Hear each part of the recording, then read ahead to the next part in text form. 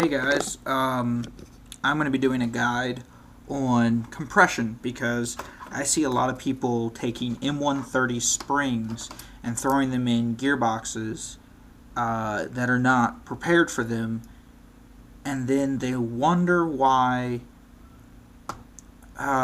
like they just blow the front end off their gearbox. Like, this is a reinforced gearbox and it can take a beating right there. You see the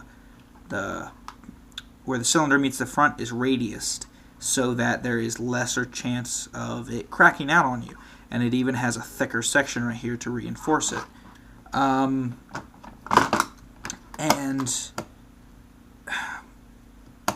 if people tend to take a stock gearbox and they'll be like, oh, I want 400 FPS, so I'm going to throw a M130 spring in there. And that's not what you need to do, because an M130 spring is, if you have good compression, that's 450 FPS. You should not be getting 400 FPS on an M130 spring. That's bad compression. That's really needs help. I've actually had to downgrade my CQB gun because my compression with my hop-up and my barrel and my cylinder set is so good. I've had to downgrade to a M100 spring, which is only meant to give you about 300 FPS so that I can meet field requirements, because 380 on an M110 is just not, you're not allowed to do that. So I have this one, and if I could find an M1, maybe an M105, that would be perfect, get me right at 350 FPS. This should be getting me about 320 to 330 FPS, which I'm okay with. Usually I advise whatever your field's limits are, go right up to that limit. Before, like when I first built this, it was getting, with a different barrel, it was getting exactly 355 FPS, 355 to 360 consistently, with a broken in M110 spring. And that was exactly what our field allowed. 360 was the highest they allowed there. And that's just for safety, and I understand. But this is, if you'll see, this is my G&G piston head, ICS 4-port chrome cylinder, APS cylinder head, glued into the cylinder. If you do the glue trick, make sure you don't get any glue inside the cylinder so it doesn't mess with your piston head. Alright, I've added a little bit of silicone oil to the piston head, and then APS CNC aluminum air nozzle with an O-ring. Alright, and this is what perfect compression should look like. Like, I just hit like right past the port. You can see it right past the port, and it just stops and it bounces. Like, that is perfect compression. And then if you add in the ball bearing spring guide, which should be bumping up my FPS a little bit. I mean, you don't need these heavy springs for these moderate load like FPSs, guys. I'm just tired of seeing people say, oh, throw in M130 in your brand new combat machine and you'll get 450 FPS or 400 FPS. And no, the combat machine needs to be upgraded first. Other guns need to be upgraded first before you do all this. It just irks me when someone, it's like taking a brand new car, but buying a Fiat and then going and throwing a Lamborghini V12 in there. It's not going to be able to hold up to that. You have to upgrade other parts to go along with it.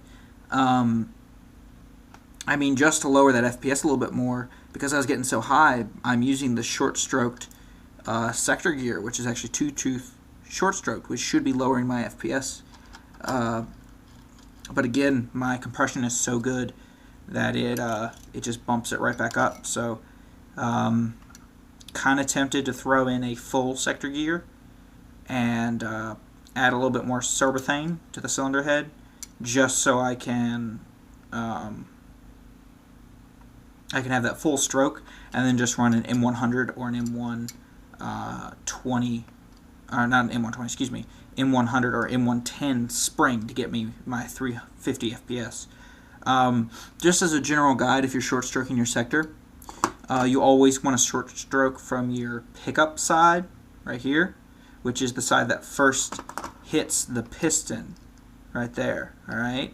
So you want to do it from your pickup side, and then you want to do no more than maybe 3. 3 is the most. And keep in mind that for every tooth you remove, you're going to lose about 15 to 20 FPS. So just keep that in mind. A lot of people don't remember that. They just short stroke and then they don't realize it's going to drop your FPS.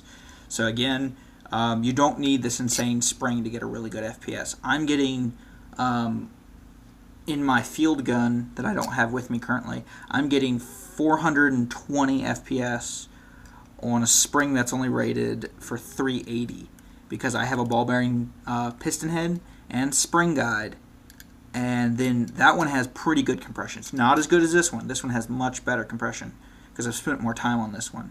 And but again, that still has very good compression, and it's getting well above what the spring is rated for. I believe it's a M115 is for the 380 FPS.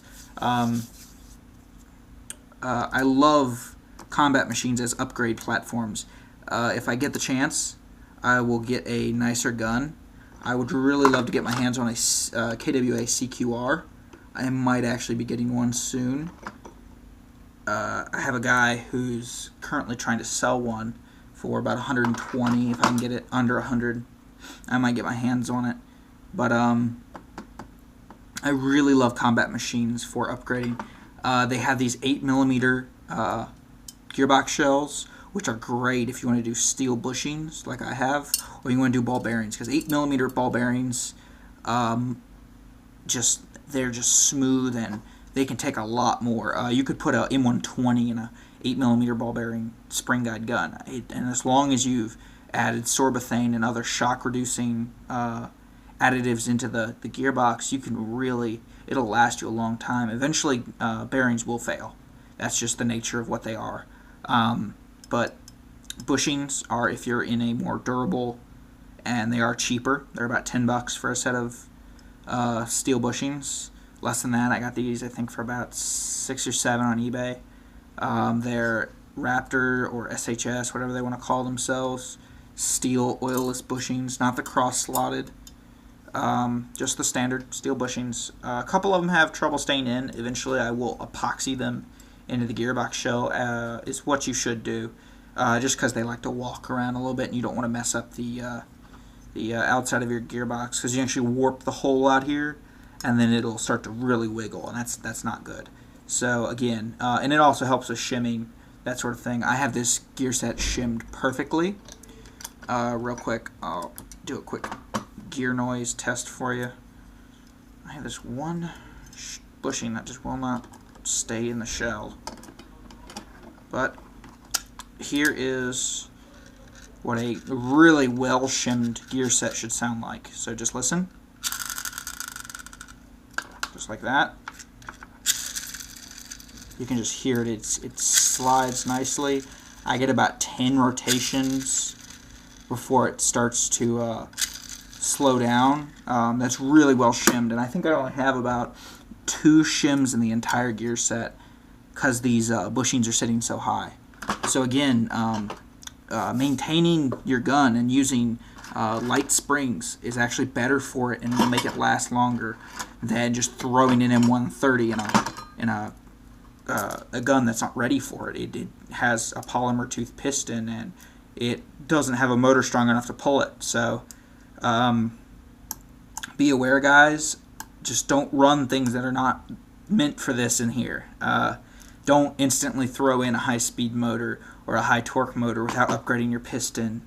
Don't use a really high-voltage battery without going with a MOSFET. Definitely don't go LiPo without a MOSFET. That's why I have this, because the LiPos are smaller and they're a lot lighter than an iCAD or an NIMH. If you have an iCAD, you need to upgrade to an NIMH battery. But yeah, guys, just upgrade before you go with like this insane spring and this insane high torque motor. See what else you can do. You can get some cheap upgrades like a ball bearing spring guide. A D-Boys one would catch you under $10 for one of these. For a full aluminum one, $10 easy. You can get a Raptor Super Shooter SHS one for cheap, $10, $11, shipped to your door. And that's not, if you do it through a retailer, you can get discounts and stuff. So remember, guys, do your upgrading slowly, do it smartly, knowledgeably, I guess would be the better word. So be knowledgeable about what you're doing. Do some research on the internet, and ask questions. Watch tons of videos, ask questions before you do anything to your gun. Before you get to this point where you're opening up your gearbox, make sure you know what you're doing. Because I did this once. I opened it up and I had to take it to the local tech to get it put back together. So what I did was I watched him as he put it back together, and then I learned how to open and close the gearbox. So guys, remember that. Be careful with what you upgrade. You don't want to imagine it as a scale. You don't want to weigh one side of the scale down and have the other side really lightweight, because you need to have them even. They need to be balanced. So always balance your upgrades and know what you're doing. All right. If you don't know, there are Facebook pages that have techs on them.